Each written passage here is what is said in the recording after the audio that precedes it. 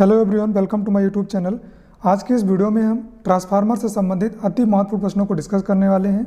पिछली वीडियो में हमने प्लम्बर के लगभग सभी अति महत्वपूर्ण प्रश्न डिस्कस किए थे। यदि आपने पिछली वीडियो नहीं देखी है तो आप चैनल पर जाकर जरूर देखें। तो चलिए वीडियो को शुरू करते हैं। पहला क्वेश्चन है, ट्रांसफार्मर या परिणामित्र किस प्रकार की युक्ति है? तो इसका राइट आंसर है स्टैटिक डिवाइस। अगला क्वेश्चन, ट्रांसफार्मर या परिणामित्र किसके सिद्धांत पर कार्य करता है? तो इसका राइट आंसर है म्यूचुअल इंडक्शन, या फिर हिंदी में आप अन्योन्य प्रेरक भी कह सकते हैं। अगला क्वेश्चन है, जो ट्रांसफार्मर इनपुट वोल्टेज को बढ़ाकर आउटपुट वोल्टेज प्रदान करे उसे क्या कहते हैं? तो इसका राइट आंसर है स्टेप अप ट्रांसफार्मर कहलाता है। अगला क्वेश्चन, ट्रांसफार्मर कार्य करता है तो ट्रांसफार्मर आपका सिर्फ एसी पे कार्य करता है, डीसी पे कार्य नहीं करता है। अगला क्वेश्चन है, इंडक्टेंस या प्रेरण का गुण कौन सी धारा में होता है? तो इसका राइट आंसर है ओनली एसी में होता है। अगला क्वेश्चन है, ट्रांसफार्मर की किस बाइंडिंग को लोड से जोड़ा जाता है? तो इसका राइट आंसर है सेकेंडरी बाइंडिंग को। अगला क्वेश्चन है, ट्रांसफार्मर के किस भाग पर बाइंडिंग या कुंडलन स्थापित की जाती है? तो इसका राइट आंसर है कोर पे स्थापित की जाती है। आपने कोर को देखा होगा, ई टाइप की, आई टाइप की, जी टाइप की, यू टाइप की, ठीक है। तो इस पर हमारी बाइंडिंग लगी होती है। अगला क्वेश्चन है, यदि ट्रांसफार्मर की कोर ठोस लोहे की होगी तो क्या होगा? तो इसका राइट आंसर है ट्रांसफार्मर में एडी लॉस और हिस्टेरेसिस लॉस अधिक होंगे। तो एडी लॉस क्या होते हैं और हिस्टेरेसिस लॉस क्या होते हैं, इसके बारे में थोड़ा सा डिस्कस कर लेते हैं। देखिए, एडी लॉस जो आपका होता है वो ट्रांसफार्मर की कोर में होता है। इससे बचने के लिए हम ट्रांसफार्मर के कोर को लेमिनेटेड करते हैं, ठीक है। और दूसरा आपका हिस्टेरेसिस लॉस, ये कहाँ होता है? ये भी आपका ट्रांसफार्मर के कोर में होता है। इससे बचने के लिए हमें क्या करना होता है? ट्रांसफार्मर की जो कोर होती है वो सिलिकॉन स्टील की बनाई जाती है, ठीक है। अगला क्वेश्चन, प्राइमरी द्वारा स्थापित चुंबकीय क्षेत्र की चुंबकीय बल रेखाओं को पूर्ण करता है। तो इसका राइट आंसर है, देखिए इस क्वेश्चन में पूछा जा रहा है कि प्राइमरी बाइंडिंग के द्वारा स्थापित जो चुंबकीय क्षेत्र होता है, मान लीजिए आपका ये कोर है, यहाँ पे प्राइमरी बाइंडिंग की गई है, इसके अंदर क्या है? चुंबकीय क्षेत्र बन रहा है, ठीक है, या चुंबकीय बल रेखाएं बन रही हैं। तो इसको मार्ग कौन प्रदान करता है, ठीक है, इसको रास्ता कौन प्रदान करता है? तो इसका राइट आंसर है कोर। ये जो आपका कोर लगा होता है यही आपका क्या करता है? इन चुंबकीय बल रेखाओं को एक तरीके का पाथ प्रदान करता है। अगला क्वेश्चन है, ट्रांसफार्मर की कोर किस चीज़ की बनी होती है? तो इसका राइट आंसर है सिलिकॉन स्टील की बनी होती है। अगला क्वेश्चन है, विद्युत चुंबकीय प्रेरण या आप कह सकते हैं इलेक्ट्रोमैग्नेटिक इंडक्शन का सिद्धांत किसने प्रतिपादित किया था? तो इसका राइट आंसर है फैराडे ने किया था। अगला क्वेश्चन है, ट्रांसफार्मर की प्राइमरी बाइंडिंग को डीसी सप्लाई देने पर क्या होगा? तो यदि ट्रांसफार्मर की बाइंडिंग को हम डीसी सप्लाई दे देंगे तो बाइंडिंग क्या होगी? जल जाएगी। अगला क्वेश्चन है, किस प्रकार की सप्लाई में बाइंडिंग में इंडक्टेंस तथा इंडक्टिव रिएक्टेंस नहीं होने से धारा का मान उच्च होता है? तो इसका राइट आंसर है डीसी, क्योंकि आपका जो डीसी करंट होता है उसमें क्या होता है? इंडक्टेंस और इंडक्टिव रिएक्टेंस नहीं होते हैं, इसीलिए जो करंट का मान होता है वो बहुत ज़्यादा होता है। अगला क्वेश्चन है, ट्रांसफार्मर या परिणामित्र की दक्षता या एफिशिएंसी कितनी होती है? तो इसका राइट आंसर है 90 से 98%। कहीं कहीं आपको 95 से 98 भी मिलेगा, तो आपका ये भी आंसर सही होगा। अगला क्वेश्चन है, लेमिनेटेड कोर का प्रयोग किसको घटाने के लिए किया जाता है? तो लेमिनेटेड कोर का प्रयोग हम लोग जो करते हैं वो एडी करंट लॉस को कम करने के लिए करते हैं।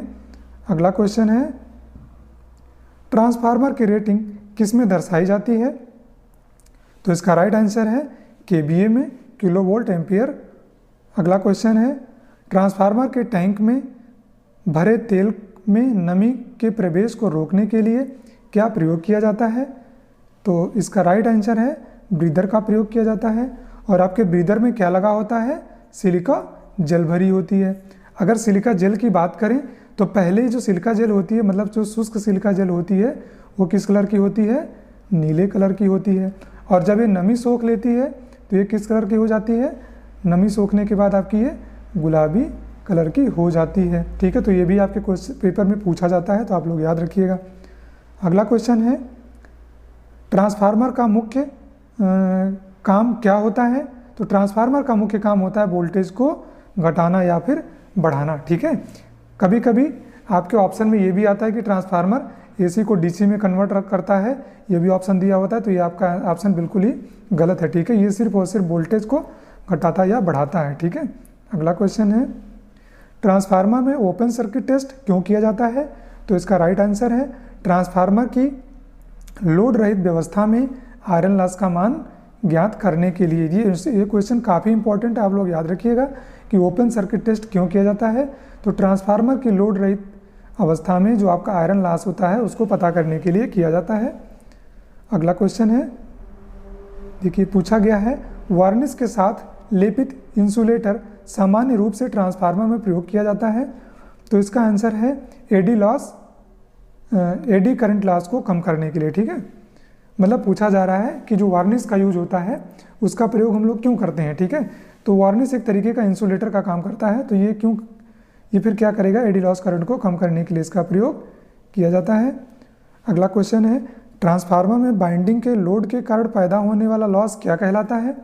तो बाइंडिंग के कारण, बाइंडिंग पे अगर लोड दिया जाएगा तो ठीक है, तो इसमें जो आपका लॉस होगा वो कॉपर लॉस होगा। ठीक, अगला क्वेश्चन है, दो ट्रांसफार्मर को समांतर परिचालन के लिए क्या अनिवार्य है? तो इस क्वेश्चन में कहना चाह रहे हैं कि दो ट्रांसफार्मर को यदि पैरेलल में जोड़ा जा रहा है तो इसके लिए क्या कंपलसरी होता है? तो इसके लिए जो आपका आंसर है वो कंपलसरी ये होता है कि दोनों ही ट्रांसफार्मर सेम केवीए रेटिंग के होने चाहिए। ठीक है, अगला क्वेश्चन है, ट्रांसफार्मर में किस लॉस के ऊपर लोड का कोई प्रभाव नहीं पड़ता है? तो ट्रांसफार्मर में कौन सा ऐसा लॉस होता है जिस पर लोड के ऊपर कोई प्रभाव नहीं पड़ता है? तो इसको आयरन लॉस कहा जाता है। मतलब लोड यदि घटाएंगे या बढ़ाएंगे तो आयरन लॉस पे कोई असर नहीं पड़ने वाला है, लोड घटने बढ़ने पर सिर्फ और सिर्फ कॉपर लॉस पे असर पड़ता है। ठीक है, अगला क्वेश्चन है, शॉर्ट सर्किट टेस्ट के द्वारा कौन से लॉस का मान ज्ञात किया जाता है? तो ट्रांसफार्मर में एक शॉर्ट सर्किट टेस्ट होता है, तो इसके द्वारा कौन सा लॉस ज्ञात किया जाता है? तो इसका आंसर होगा कॉपर लॉस। अगला क्वेश्चन है, ट्रांसफार्मर की किस बाइंडिंग में न्यूट्रल पॉइंट नहीं होती है? तो जो आपका डेल्टा बाइंडिंग होता है उसमें न्यूट्रल पॉइंट नहीं होती है, क्योंकि डेल्टा बाइंडिंग हमने देखा होगा कि कुछ इस प्रकार का होता है, ये कि आर होता है, ये बी होता है और ये वाई होता है। ठीक है, तो आर बी वाई इसमें 3 होते हैं, इसमें न्यूट्रल नहीं होता है। और आप लोगों ने देखा होगा कि ये आपका जो स्टार बाइंडिंग होता है इसमें एक आर होता है, एक वाई होता है और एक बी होता है, और यहाँ पे आपका बीच में एक न्यूट्रल होता है। ठीक है, अगला क्वेश्चन है, किस प्रकार के ट्रांसफार्मर में प्राइमरी टर्न की अपेक्षा सेकेंडरी टर्न अधिक होते हैं? तो जो हमारा स्टेप अप ट्रांसफार्मर होता है उसकी सेकेंडरी बाइंडिंग में टर्न ज़्यादा होते हैं। तो जैसा कि आप यहाँ देख सकते हैं, ये मान लीजिए आपकी कोर है, ये आपकी प्राइमरी टर्न है और ये आपकी सेकेंडरी टर्न है। ठीक है, तो ये आपका स्टेप अप ट्रांसफार्मर होगा, क्योंकि प्राइमरी में क्या है, टर्न कम है और सेकेंडरी में टर्न ज़्यादा है, तो इसको स्टेप अप ट्रांसफार्मर बोलते हैं। यदि वहीं हम बात करें, यदि हमारी कोर यहाँ पे दी गई है, ठीक है, और इसमें प्राइमरी में ज़्यादा टर्न है, सेकेंडरी में कम है, तो ये आपका स्टेप डाउन ट्रांसफार्मर हो जाएगा। ठीक, अगला क्वेश्चन है, शॉर्ट सर्किट टेस्ट में अधिकतम वोल्टेज का कितना प्रतिशत वोल्टेज प्रदान किया जाता है? तो जो शॉर्ट सर्किट टेस्ट किया जाता है ट्रांसफार्मर में, उसमें जो हमारी मैक्सिमम वोल्टेज होती है ट्रांसफार्मर की, या जो हमारी ट्रांसफार्मर की रेटिंग वोल्टेज होती है, उसका कितना प्रतिशत वोल्टेज दिया जाता है? तो इसका राइट आंसर है 5%। ये क्वेश्चन आपके लिए काफ़ी इंपॉर्टेंट हो जाता है, आप लोग इसको याद रखिएगा। अगला क्वेश्चन है, ट्रांसफार्मर में आंतरिक दोष उत्पन्न होने पर अलार्म का काम कौन करता है? तो इस क्वेश्चन में पूछा जा रहा है कि यदि ट्रांसफार्मर में कोई इंटरनल प्रॉब्लम उत्पन्न हो रही है तो अलार्म का काम कौन करता है? तो इसका राइट आंसर है बुकोल्ज रिले। अगला क्वेश्चन है, ट्रांसफार्मर में प्रयुक्त सिलिका जेल का रंग कैसा होता है?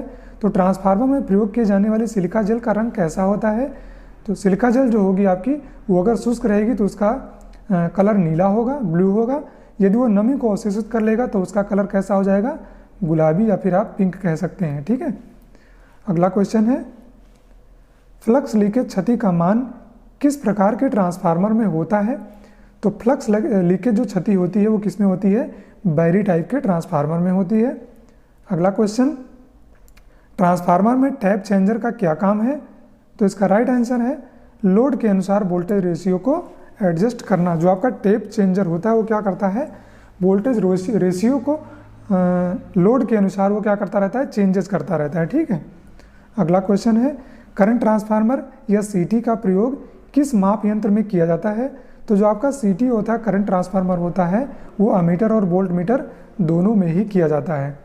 ठीक है। अगला क्वेश्चन है, जब करंट ट्रांसफार्मर में प्रयोग में ना आ रहा हो तब सेकेंडरी वाइंडिंग होनी चाहिए। ठीक है। ये क्वेश्चन थोड़ा सा इंपॉर्टेंट है। पूछा जा रहा है कि जब हमारा करंट ट्रांसफार्मर या सीटी प्रयोग में यूज़ में ना आ रहा हो तो उसकी सेकेंडरी वाइंडिंग को हमें क्या करके रखना चाहिए? तो शॉर्ट सर्किट करके रखना चाहिए। अगला क्वेश्चन है, ट्रांसफार्मर की अधिकतम दक्षता या एफिशिएंसी कब होती है? तो ये क्वेश्चन आपके लिए इंपॉर्टेंट है, काफ़ी बार पूछा भी गया है। तो जब कॉपर लॉस और आयरन लॉस बराबर होते हैं तो आपका एफिशिएंसी जो होगी वो सबसे ज़्यादा होगी, आप लोग याद रखिएगा। अगला क्वेश्चन, बुकोल्ज रिले का उपयोग किस प्रकार के ट्रांसफार्मर में किया जाता है? तो इसका राइट आंसर क्या होगा? आयल कूल्ड ट्रांसफार्मर में। बुकोल्ज रिले जो होता है एक प्रकार का अलार्म का काम करता है। अलार्म कब? जबकि कोई ट्रांसफार्मर में हमारे कोई इंटरनल प्रॉब्लम हो, जैसे कि मान लीजिए हमारा ट्रांसफार्मर कंटिन्यू चलता जा रहा है, मान लीजिए उसमें ज़्यादा हीटिंग उत्पन्न हो गई, ठीक है, बहुत ज़्यादा हीट हो गया, तो हमारा बुकोल्ज रिले जो क्या होगा वो अलार्म का काम करेगा। ठीक है। लेकिन ये किस ट्रांसफार्मर में बुकोल्ज रिले लगा होता है? तो आपका ऐसे ट्रांसफार्मर जो ऑयल से कूलिंग होते हैं। ठीक है। अगला क्वेश्चन है, ऑटो ट्रांसफार्मर का मुख्य उपयोग क्या है? तो ऑटो ट्रांसफार्मर का मुख्य उपयोग जो होता है वो वेरिएबल ट्रांसफार्मर के रूप में किया जाता है। अगला क्वेश्चन है, आदर्श ट्रांसफार्मर या फिर आइडियल ट्रांसफार्मर की इफिशियंसी कितनी होती है? ठीक है, या फिर इफिशियंसी कितने से अधिक होनी चाहिए? तो ये क्वेश्चन कई बार पूछा भी गया है। इसका राइट आंसर है 98। ठीक है। तो जो आइडियल ट्रांसफार्मर होते हैं उनकी इफिशियंसी 98% से अधिक होनी चाहिए। अगला क्वेश्चन है, टीवी रिसीवर में किस प्रकार के ट्रांसफार्मर प्रयोग किए जाते हैं? तो इसका राइट आंसर है EHT ट्रांसफार्मर। अगला क्वेश्चन है, एक ट्रांसफार्मर का लोड अगर आधा हो जाए तो कॉपर लॉस क्या होगा? तो इस क्वेश्चन का आंसर होगा 1/4 हो जाएगा। ठीक है। कभी कभी ये क्वेश्चन थोड़ा न्यूमेरिकल टाइप में भी पूछ लिया जाता है कि एक ट्रांसफार्मर का जो लोड है, मतलब नॉर्मल लोड पे कॉपर लॉस जो है वो 100 वाट दिया गया है, 1000 वाट है। ठीक है। और पूछा जा रहा है कि अगर लोड आधा हो जाएगा तो कॉपर लॉस कितना हो जाएगा, कितने वाट का हो जाएगा? तो आप इसको क्या करिएगा, 4 से डिवाइड कर लीजिएगा और यहाँ पे आप अपना आंसर निकाल लीजिएगा। ठीक है। 250 वाट आएगा आपका आंसर। जो भी आपकी वैल्यू दी गई होगी उसको 4 से डिवाइड करके आप अपना लॉस निकाल सकते हैं। लेकिन कब? जब ट्रांसफार्मर का लोड आधा हो रहा होगा तब। ठीक है।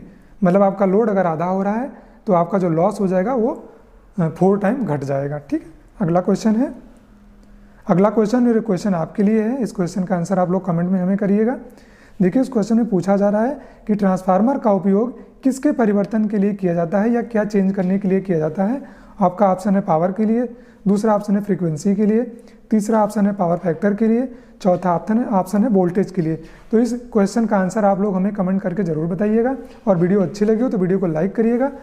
दोस्तों, कल से हो सकता है ट्रांसफार्मर के क्वेश्चन ख़त्म हो जाएँ।